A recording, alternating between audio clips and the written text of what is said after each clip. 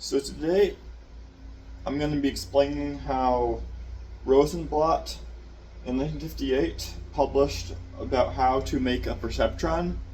There have been numerous changes to the perceptron over the years, and it's not as if one is necessarily wrong, but there's many ways of doing a perceptron.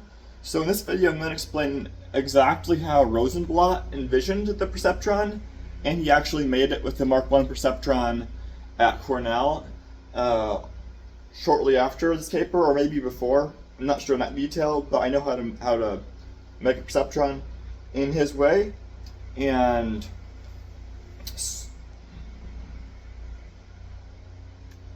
anyhow, so he called his paper I'll just write it out.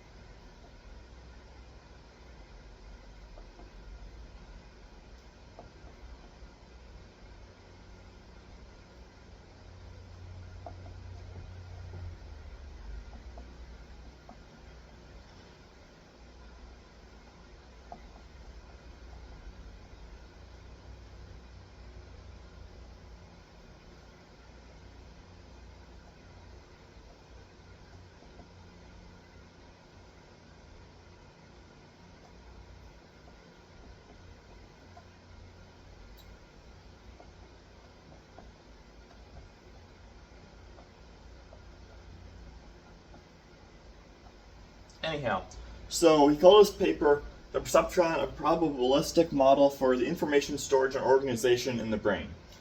So what he was doing here was he took some insights from what was at his time cutting edge neuroscience and was trying to see if we make a computer model of that, can we produce brain-like intelligence? And what he found was that was true to a very limited extent. It was true in that he was able to use his model to train this program to basically recognize objects that it hadn't been explicitly told to recognize. So it was a big leap forward insofar as the predecessor was Symbolic AI. And with Symbolic AI, I've done this tablet. So we have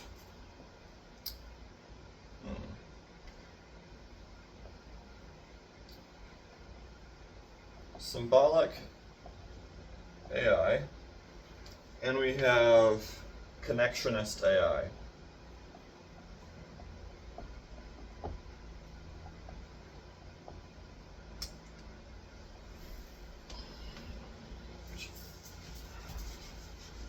Very important distinction in AI research in the 1900s.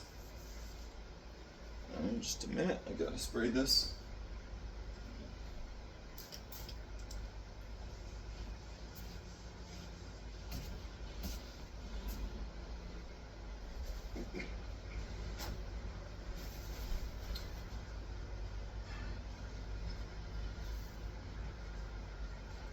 Anyhow, so with Symbolic AI, the way it worked was you'd make a program, this is just pseudocode, but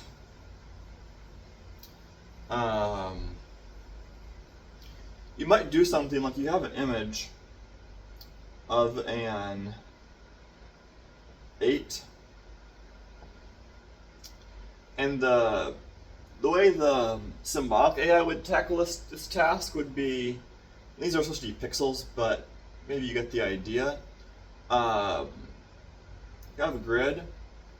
Symbolic AI is known to recognize, okay, if you have a certain pattern here, which is hard coded into the program, and likewise for here and here and here and here and so forth, it's an 8. So we can solve that problem. It's a little nuanced, it's a little complicated, but it's not too bad. But in Symbolic AI, for it to recognize an 8, you need an entirely different program. I mean, not entirely to use abstract programming, but pretty different program if you want to recognize, let's say, 6. Or if you want to recognize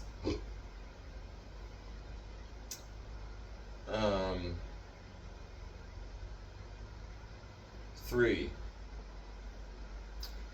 So, which means it's hard for it to scale. You can scale it, it just takes a lot of work. And so the hope was with Connectionist AI, because you're not hard coding the possible things to recognize into the program, you can scale it just by training instead of coding. That was one of the big things with Connectionist AI. Instead of hard coding things, you have training. And as we know, that has stuck around. We still use training a lot in modern AI. So that was clearly a good idea. It may have limitations. Symbolic AI had the advantage of, you know exactly how it works, you know why it works, you know why it works why it malfunctions if it does. And so Symbolic AI is really reliable, but good luck making a Symbolic AI try to recognize the difference between a detailed image of a cat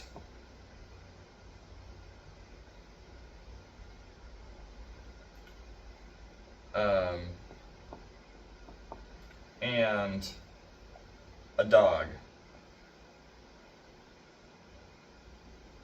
Sorry, my drawing skills are not professional level.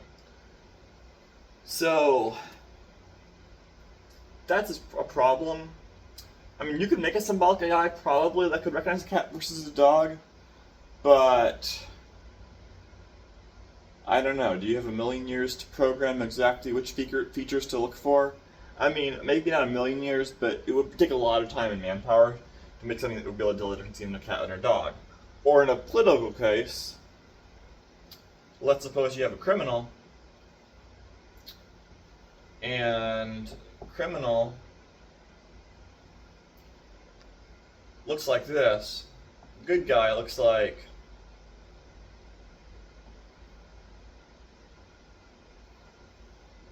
this. It's going to be hard for the AI to recognize the difference in a real photo or video. Where with Connectionist AI, you can scale it. You can make a bigger Perceptron, can handle more, handle more complex inputs. So in theory, Connectionist AI has much more potential.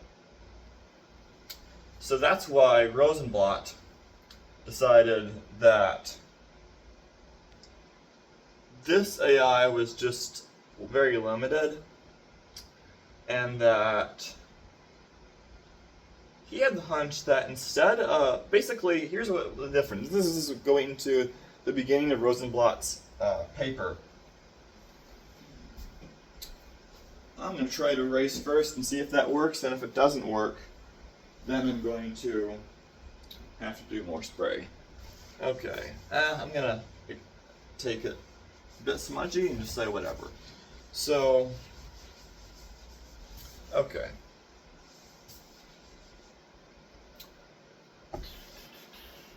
Okay, so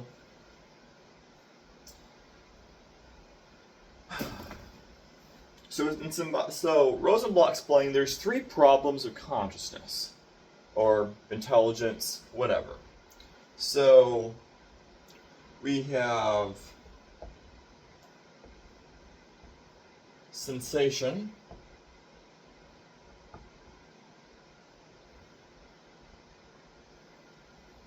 so that's supposed to be an Egyptian style eye. Two, we have information storage. And three, we have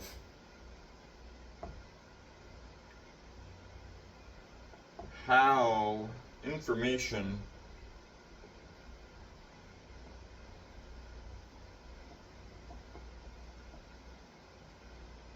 influences action.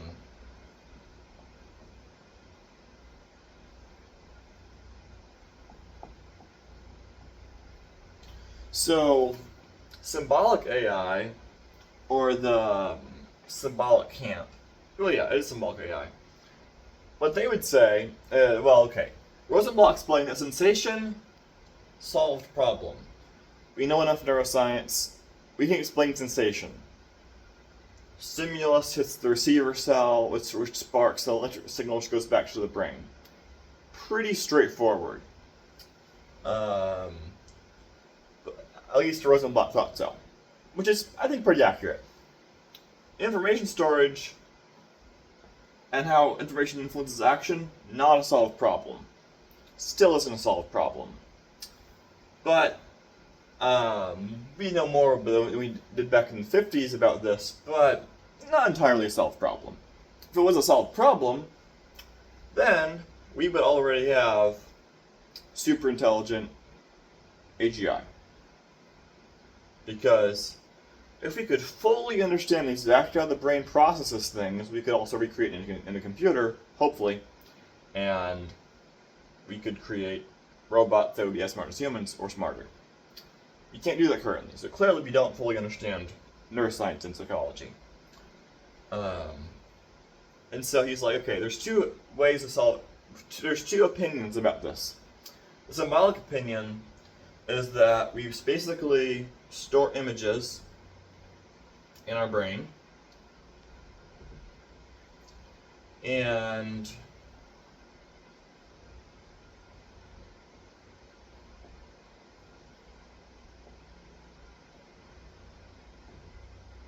anyhow, and we learn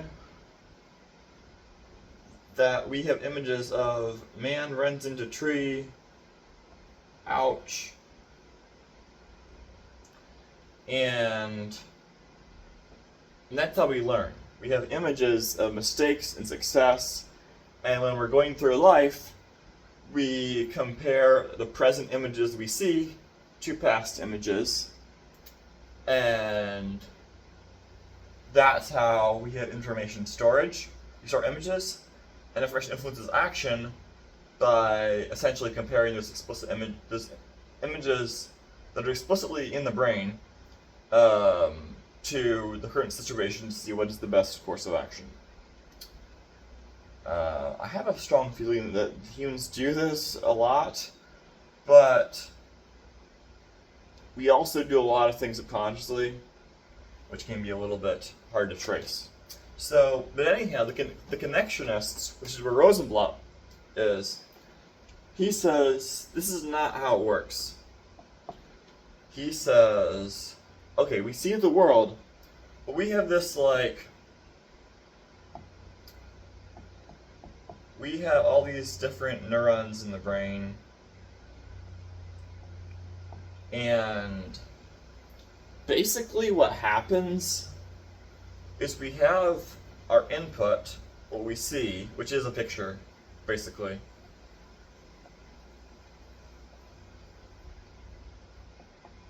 And instead of that being stored as an image, what happens is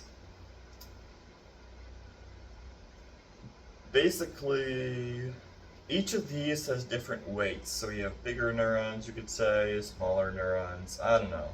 however you want to visualize some neurons being stronger than others. And when the image gets perceived, different parts of the image go to different neurons in the brain. And what happens is, based on the activations in this layer, certain responses, like run, stop,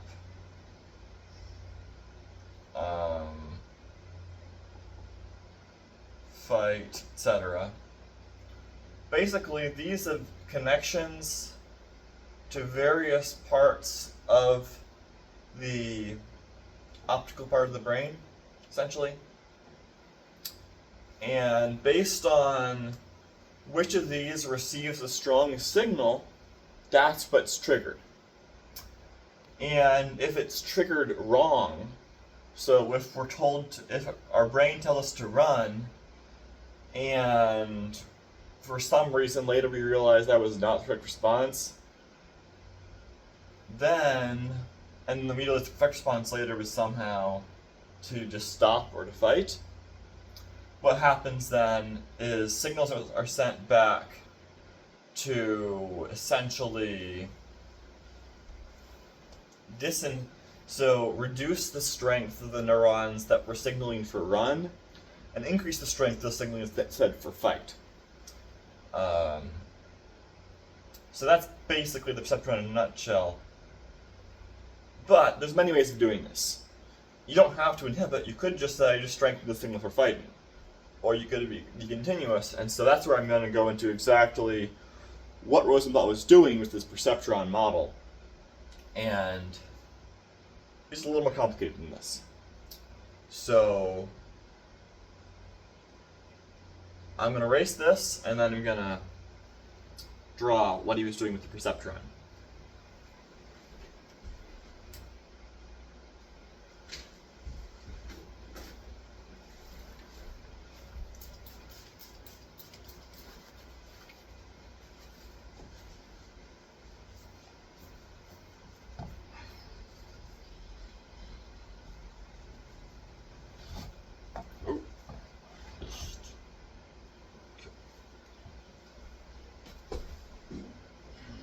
Okay, so now we're going to deal with the perceptron itself. Oh, I think the board's a little bit wet, and that's why it's not writing properly.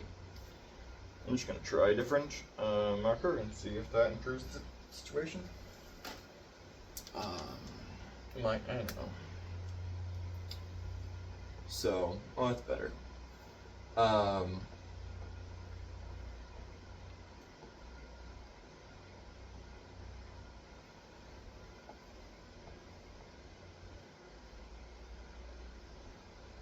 So, what this model what preceded this model was Rosenblatt's model of a neuron.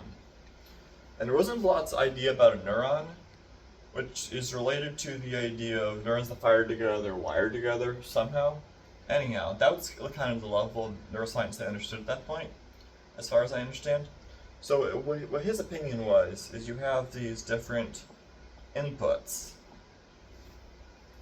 Let's say A, B, C, D, E. And if they are signaling strong enough, then if we reach a certain threshold, which he called theta, let's say theta is greater than 5, then it sends a signal forward. So that's the neuron that Rosenblatt was envisioning. Now the perceptron model was basically, I'm going to use colors to make this clear because it's kind of complicated. So colors will help get the idea across more faithfully. So Rosenblatt, personally, he made a 20 by 20 perceptron. I'm going to go 4x4 because you don't need all the detail for a demo, but in real life, a 20 by 20 would be helpful.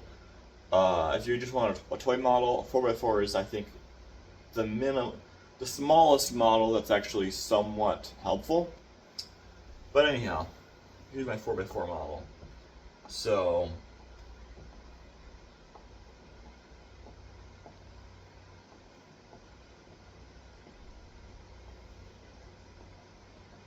here's our grid. You call this the retina layer. The retina layer.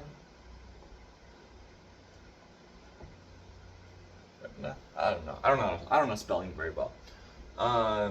Anyhow, so this takes the input. In some cases, you have this is 2 layers. Like you have, let's say, a light screen, and then this is like the receivers. In our case, we're just going to keep it to 1 layer of retina. There's no strict advantage to having a 2-layer retina. It depends on the situation, what kind of input you have, basically. You could have a sound input, in which case you have to have something that converts the sound into electronic signals. And then you have a 2-layer retina. In some cases, it's just 1-layer retina works. And for demos, 1 layer is great. And so let's say we're going to have, this is going to be a TJ Perceptron. The only thing that Perceptron is going to do is it's going to recognize the difference between T and a J when it appears on the screen. So a T is going to look like activating these in the retina. In contrast, if we were going to have a J, we would do something like, I'm going to use X's for a J.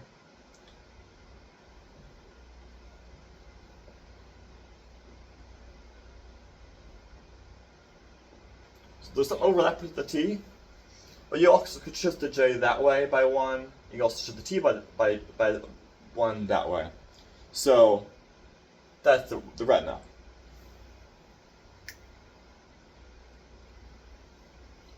Now we have the association layer. And by the way, if you just take some programming, you can take Lisp, you can take Python, whatever. You can build this in code, it works. My computer has been having some hardware difficulties, which I explained on a previous video. So I'm not able to do this. I'm not able to show you this on my computer, but I have tried this and it works. I made it in Lisp. I just love Lisp. You can do it in Python now, or whatever other language you're comfortable with. So you also can just do it on the chalkboard or the whiteboard, and you can do all the calculations by hand, and it works. A computer's not really required, but I mean, if you're gonna make it one-off, probably just do the calculation by hand. It's gonna be easier. But if you want to do many times, do it in computer code. It's gonna be faster. So anyhow, here is our handy dandy association layer.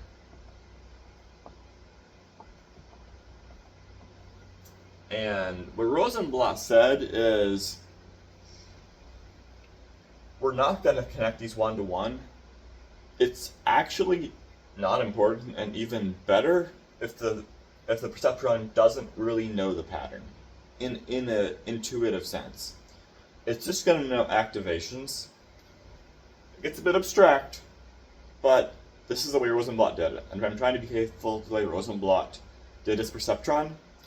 After him, others made simpler perceptrons or more complicated perceptrons. I'm familiar with maybe about 10 or 12 different perceptron models, and they're all perceptrons, all single layer. This is called single layer because there's only one association layer. So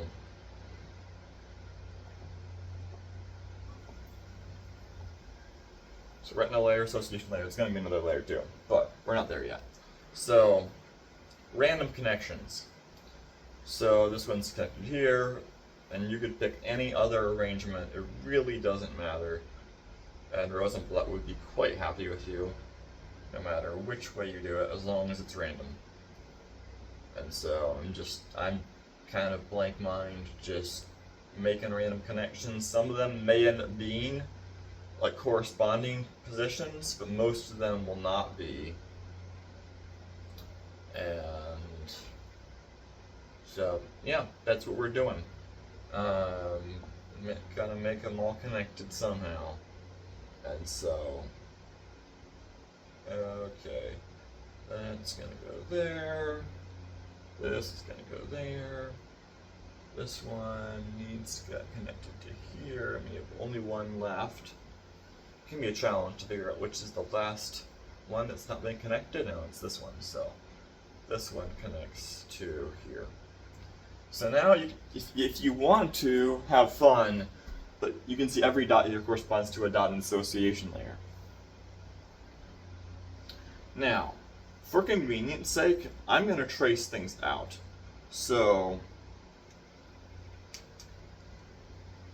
just so you can track what's going on, and as you may remember, T is a circle, X is for J, for the activations.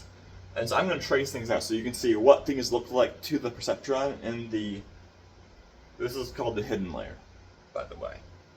And this is why it's called single layer. This is the layer they're talking about, association layer. Anyhow, so this one will get tracked to here. This will get tracked to here. And then this, oh, I made a mistake somewhere. Because one of the dots here is not connected to any dot in the association layer, which means that some other dot is connected twice.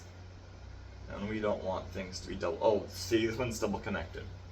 So I'm going to have to erase a little bit. And I'm going to erase this connection right here. Gotta fix things up a little bit here. Sorry about that. Okay. And so now I can see that this one's already connected. So this one's going to connect down to here. That's solved. Moving on. So anyhow, so as we trace our perceptron, this one's going to go here. This, trace it along, goes all the way to here. This traces to here. And that traces to here. So this is what the perceptron sees a T as. Doesn't see it as two straight lines.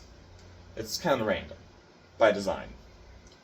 It's random just to prove to you that it's absolutely unnecessary for the perceptron to actually be recognizing the lines as lines, just activation patterns.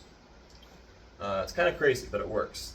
So, and then for the X's, this would be an X. This would be an X. This is going to be an X. This is going to be an X. This is going to be an X. That's an X, and that's an X. So you can see here with the X's, again, there's no way a human would look at this and know if it's a T or a J without looking at the retinal connections, but the perceptron is able to do it. So, and it's hard to know through just thinking what happens in our subconscious. Like when we're walking, we're not thinking of which foot goes forward first. We're just like doing it. And often responses are kind of knee-jerk. We just don't, we can't really explain how they happen consciously. But they happen, and it works, and we're usually right enough to survive. Anyhow, that's the association layer. And just for you, I didn't need to track these, but I did, because this is a demonstration. Now, we have our receivers. We could have as many receivers as we want. We could do an arrangement where we would have more than T and J. We could do T, J, L, M, whatever. And if we did that, we would have more receivers. But since this is only going to be recognizing two inputs, we only have two receivers. Our receivers are going to be, I'm going to label it T, and I'll label this one J. Labels are just for your understanding. The computer does not I don't know. I'll worry about that later. So anyhow, now, with T and J, they are not going to be connected to every member of this association layer. This is a critical point. Some people read the Perceptron paper and wonder, how will the computer be able to tell whether it's a T or a J? Because, okay, maybe a T in it with a T and a J, the J is one more pixel than the T. So you could just do a summation and just say, okay, if the number of pixels is like 7, it's a J. If it's 6, it's a T. That works. But that breaks down if you have two letters which have the same number of pixels but different shapes. And a perceptron can handle letters that have the same number of pixels but different shapes. To a point. And I'll explain the problem with the perceptron model later on in the video. So, these are random connections, and one critical difference between the receiver and other layers is both of these can be connected to the same points. But it is critical that T and J are not connected to every one of these points. And they're connected at random. Both are critical. If they weren't random, you could have a problem where you have all the T's are connected to these 4, let's say, and the J's are connected to some other ones, and so they just aren't connected to the cells that have the desired patterns, so they'll just kind of miss it. And this is one of the reasons why Rosenblatt wanted randomization, is by randomizing it, the odds are pretty low that your T and your J are not going to be connected to the right association cells. So, and it's not as if the T's are going to be connected only to these cells that are activated, it's going to be connected to a random bunch. So we're just going to draw our connections, it's going to be random, and there may be some cells which no one's going to be connected to, and that's okay.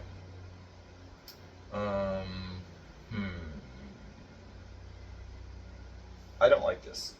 I'm going to use a different color for J so you can see the difference more clearly. I only have, well, actually, I have more colors. I'm going to go grab more colors so you don't get confused.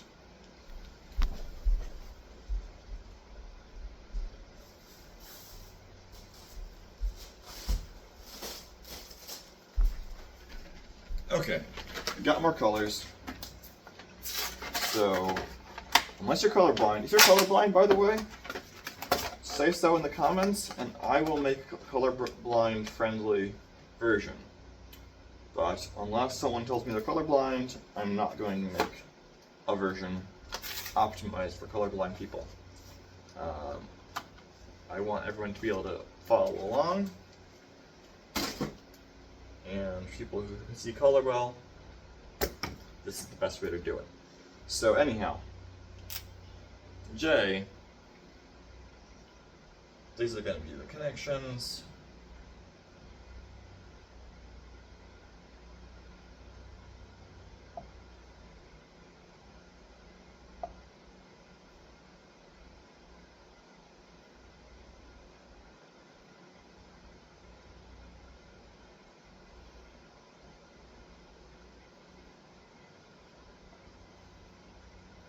And I'm not really paying attention to whether the J's are being connected to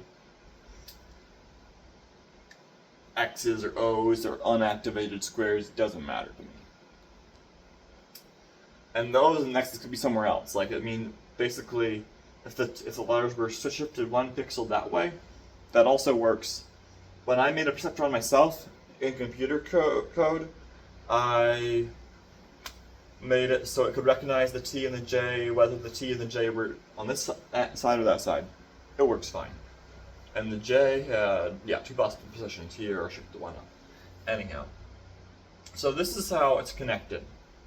And so as you can see, depending on which are activated, T and J will probably get different values. And using the neuron model, as you might notice, T and J look like neurons. So,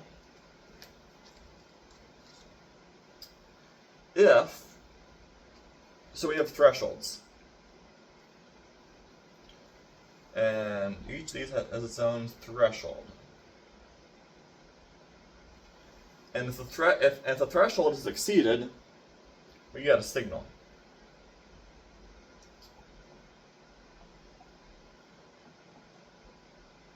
Check.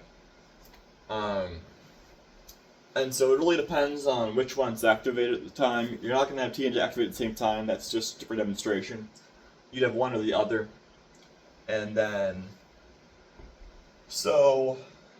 but let's suppose we have a scenario where we have a problem. We have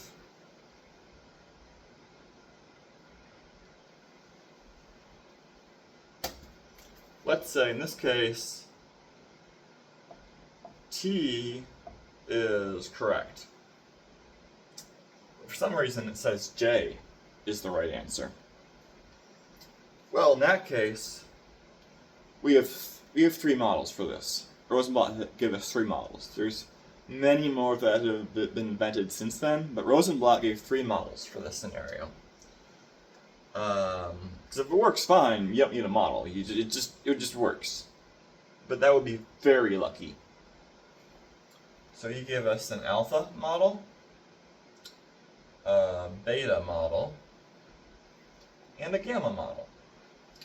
In the alpha model, we just strengthen what should produce the T. And the beta model, and we do this per epoch. Epoch is one training run. You put a signal in, it goes through, that's 1 epoch. And beta system, you improve what should have been activated in the association, what should have been activated through time. So it's always learning, so to speak, whether or not you're changing the retina input. And then gamma system is you are increasing the strength of what should activate, and you're decreasing the strength of what should not activate. So in this case, what would happen is J is signaled when it should be T. So what happens in the alpha system is we trace that the lines are T, and we increase the association values. So we take this value and we say, okay, you should be stronger than you are, this should be stronger, this should be stronger, this should be stronger, this should be stronger, and these ones should be weaker, weaker, weaker, weaker, weaker, weaker, etc. And so as you may notice right here,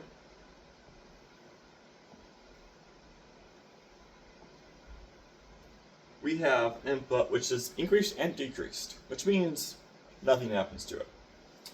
Because this is an input which is connected to both T and J. So you're going to, just to save on your code, you're going to be increasing it and then decreasing it. Well, sorry. I'm assuming the gamma system. That's what you do in the gamma system. In the alpha system, what you do is you just do the increases to what should be the answer. And in the beta system, you do this every second, every hour, something like that. And then for the threshold value, there's 2 ways to do this. Rosenblatt says threshold can be equal to a summation, or an average, a mean. So if you summation, then you say, if the sum of the inputs to J or T are above a certain value, like 10, bingo, it fires. The alternative is you have, if the average of the inputs are above a certain value, then it fires. He says the average is better unless the gamma system is so good that it really doesn't matter if you use summation or mean. But for the other systems, summation has problems. It works, but not nearly as well. And so basically the way it works here is I'm going to explain how you get the values that go into the T and the J. So I'm just going to erase this. You can save it if you want. And then I'm going to erase this and move on and explain exactly what happens to lead to one of these leads having a value.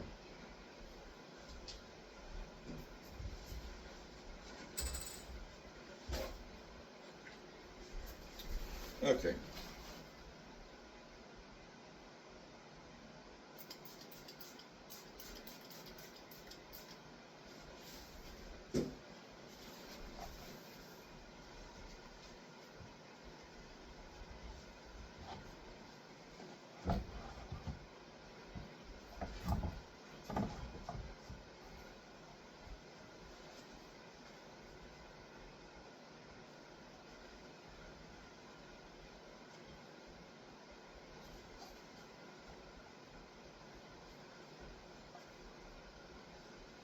Okay, now we're ready for the next phase. Explaining how one of the receiver neurons gets activated. So, just for simplicity's sake, this is our receiver, and this is the output if it happens. And we're going to have our association cell, and we're going to have our retina cell.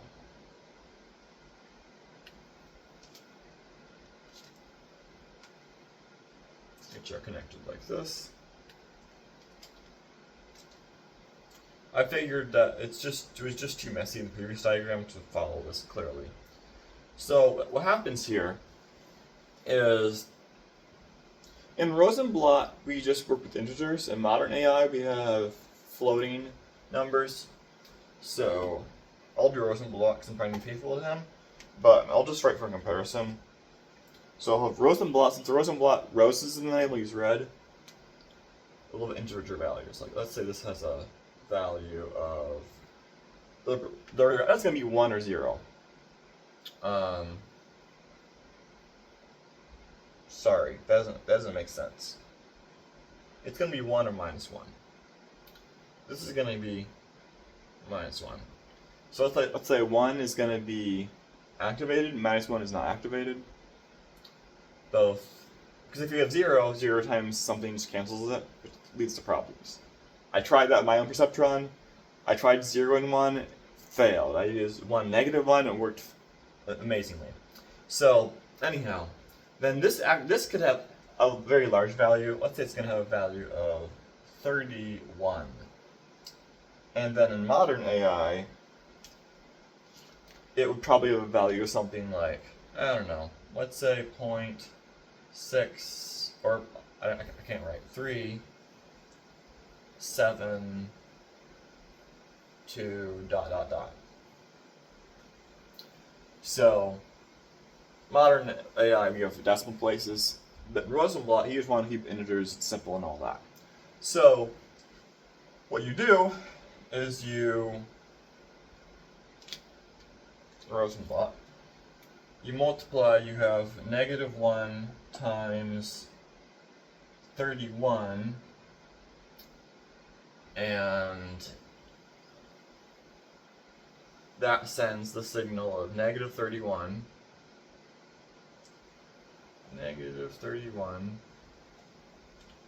to our receiver.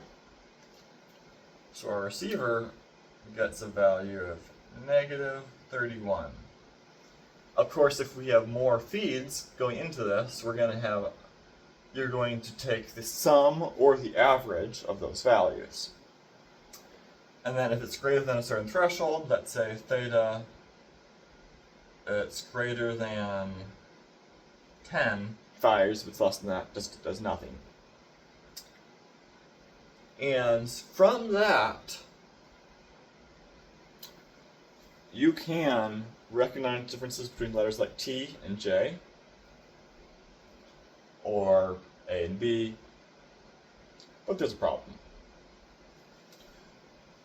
If you are really smart, you might have seen this coming, or if you know a little bit of history. I didn't see it coming until I started delving into this, and then I realized, oh, there's a problem here. And Rosenblatt did not know this problem existed. So someone else noticed it, and was like, okay, this is a really big problem. And this caused what was called the first AI winter. So, sorry. This whiteboard should be anchored more firmly. It's just hung, which is a problem. But anyhow. So, AI winter. This happened in the 70s. There were two AI winters, one in the 70s, one in the 80s. And anyhow, what the winter equaled, less money for AI.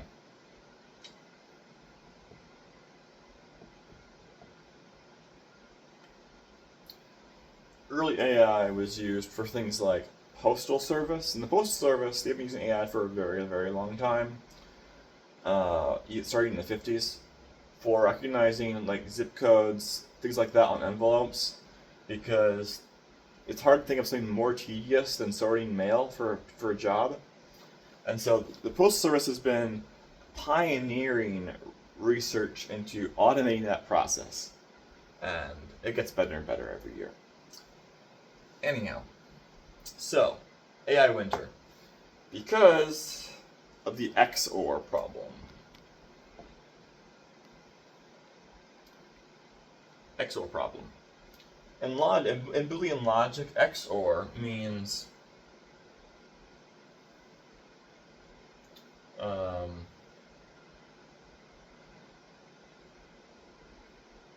it means or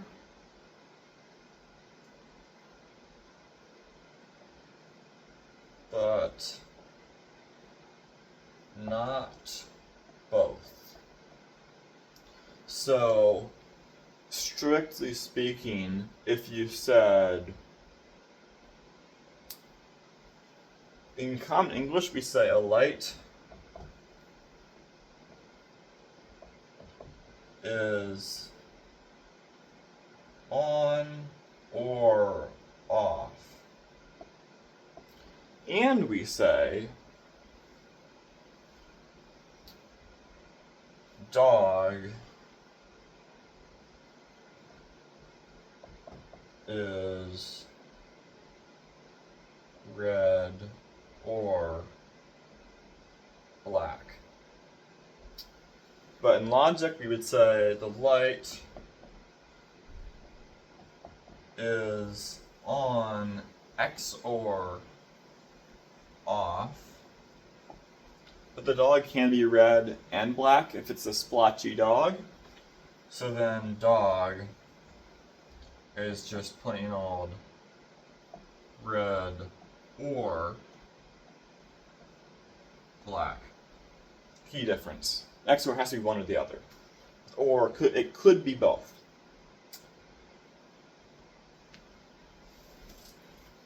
Anyhow, that having been clarified, it's called an XOR problem. It's commonly illustrated through a graph on the Cartesian grid, I don't like that because, in my opinion, it's like, this is not a line graph. It's easy to represent it that way, and I get that, but it's like, okay, I don't like that because it's not faithful to the problem. So the problem is basically, often it's illustrated as we have 4 points, and if we can say something like,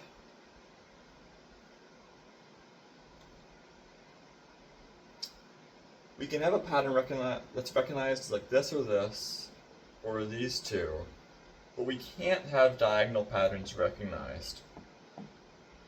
Like this and this, or actually I should say this versus this, doesn't work.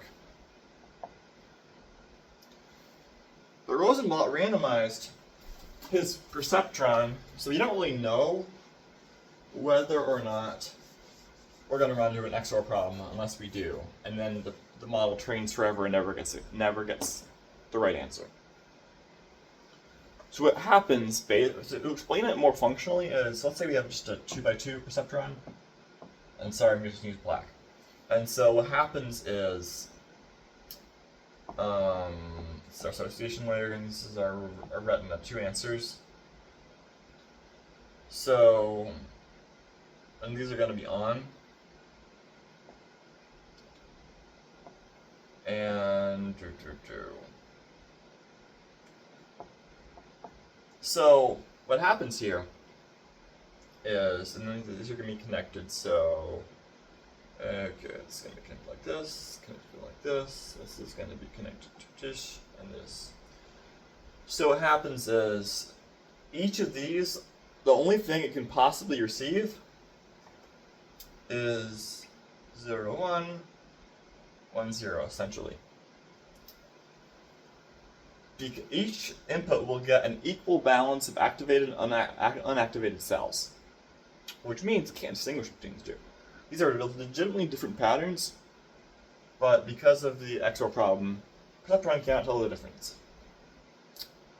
And so that's why people were like, okay, this is a very simple problem for a human to solve. AI can't solve it. Every AI is just dumb, which led to the AI winter. Later on, they did invent better things, like the multi-layer perceptron, which is what our next lesson is going to be on. That was invented in '86, and it solves the XOR problem. So, arguably, this was kind of proto-AI. It was AI in the sense that it wasn't like all the knowledge was explicitly in it like Symbolic AI, but it's like, it wasn't a neural net, really. The net part wasn't really there. It was just a single layer perceptron, just one association layer. Later on, they added many more internal layers, and so this is not what I would call a vanilla neural network. But in the next video, I'm going to tell you about how the multi-layer perceptron was invented, which solves lots of problems. It's very exciting, and that's when you really get the beginnings of modern AI. Because when you get into the multi-layer perceptron, that's where you see real continuity between what that's doing and ChatGPT or any other AI model like Rock. So that's for future videos. It's been great explaining this perceptron to you. I know it's hard to find explainers